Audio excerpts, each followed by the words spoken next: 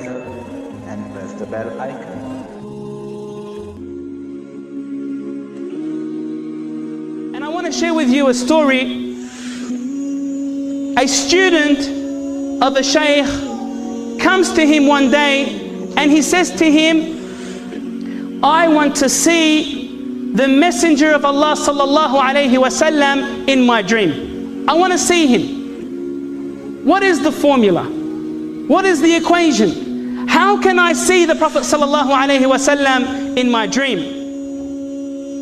And so the shaykh says to him, look, come over this evening and I will show you how you're going to see the Prophet sallallahu alayhi wasallam. I'll tell you how. So he comes over and the shaykh prepares a meal for him.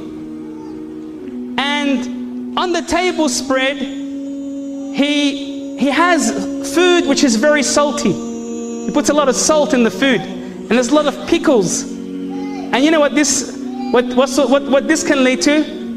Thirst. And there's no water on the table spread. No water. He says, Shaykh, some water please. He has no water. Bas Shaykh, khalas, no water. So he obeys his teacher. He's a good student, alhamdulillah.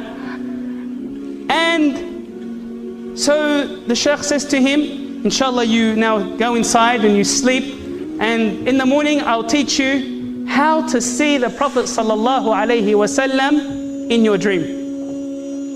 So the man goes to sleep, wakes up the next morning. Shaykh comes to him and says, so what happened last night? How did things go? Anything out of the ordinary?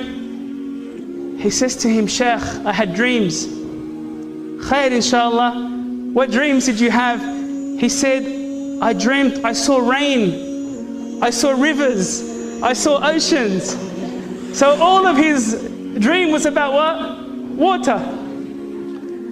So the Shaykh says to him, your intention was sincere, hence your dream was in conformity to that which you were truthful regarding. And if you were truthful regarding your love of the Prophet ﷺ, if that was true, then you would have seen the Prophet ﷺ in your dream.